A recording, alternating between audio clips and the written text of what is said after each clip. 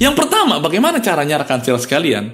Anda harus menerima keadaan diri Anda. Coba kalau Anda sekarang bawa mobil, Anda lihat ada kaca di sana, Anda bercerminlah sebentar. 1-2 menit, Anda lihat wajah Anda, oke, perhatikan baik-baik. Nah, ketika Anda melihat diri Anda, kira-kira apa yang Anda pikirkan ketika Anda melihat diri Anda di kaca? Biasanya rekan-rekan sales sekalian, ketika orang berkaca, orang akan melihat, wah wajahnya bagus, bersih, bangga. Tapi lama sedikit maka dia melihat, ini ada jerawat di pipi.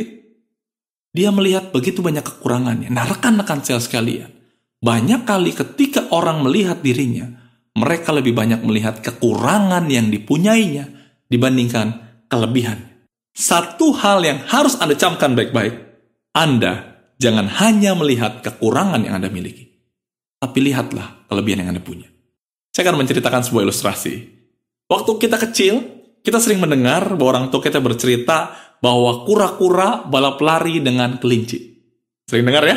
Nah, pertanyaan saya, kalau kelinci sama kura-kura balap lari, kira-kira yang menang siapa? Kura-kura sama kelinci balap lari, yang menang siapa? Tepat sekali.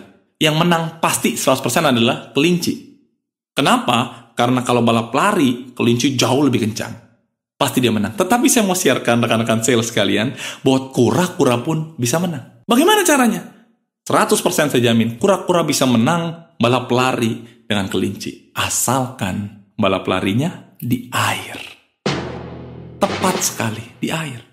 Jadi, rekan-rekan sales sekalian, kalau di darat kelinci sama kura-kura balap lari, pasti yang menang adalah kelinci. Kenapa?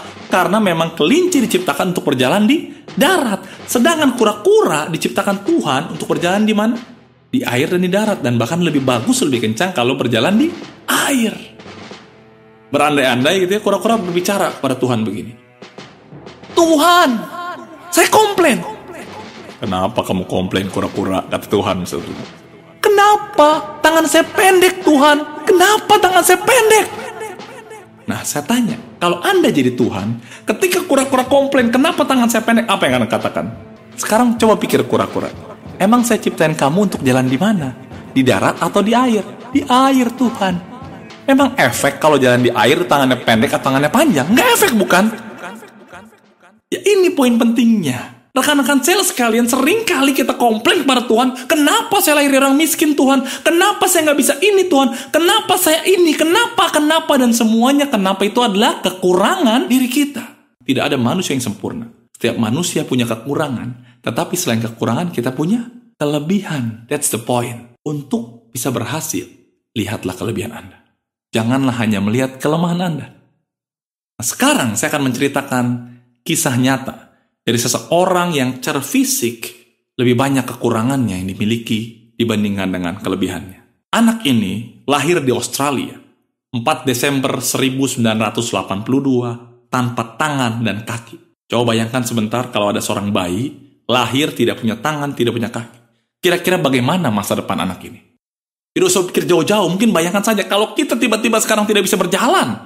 Bagaimana dengan masa depan kita? Hancur, rusak, berantakan bukan? Tapi anak ini jauh lebih parah daripada kita. Tidak punya tangan dan tidak punya kaki. Anda tahu siapa namanya? Anak ini adalah Nick Vujicic. Nick Vujicic hari ini telah menjadi seorang motivator kelas dunia yang memberikan semangat keliling dunia dengan segala macam keterbatasannya. Dia tidak punya tangan, dia tidak punya kaki. Tapi dia memiliki kelebihan lain, yaitu semangatnya yang begitu luar biasa. Akhirnya kelemahannya pun tidak bisa menghalangi dia untuk tetap bisa berhasil. Mungkin Anda ada yang lahir dari keluarga sederhana, keluarga susah, keluarga berantakan, banyak hal. Tapi saya katakan, jangan biarkan masa lalu Anda menghalangi diri Anda untuk maju menuju masa depan yang lebih baik. Hal ini adalah seperti ketika kita mengendarai mobil. Kalau kita terus melihat spion terus, apa yang terjadi? Kita akan menabrak ke depan. Spion diciptakan di mobil bukan untuk dijadikan fokus utama, tapi hanya untuk melihat, mereview apa yang ada di belakang kita. Sama juga dengan kehidupan kita, rekan-rekan sales sekalian. Kalau kita terus melihat kelemahan kita, masa lalu kita akan menabrak yang di depan kita. Tujuan hidup adalah melihat ke depan. Jadi, terimalah keadaan diri Anda. Tidak peduli dari mana Anda berasal, tidak peduli dari suku apa Anda, tidak peduli apa kekurangan Anda. Tapi, terimalah kelebihan Anda. Jadi untuk berubah menjadi seorang salespeople yang luar biasa, yang pertama, Anda harus menerima keadaan diri Anda.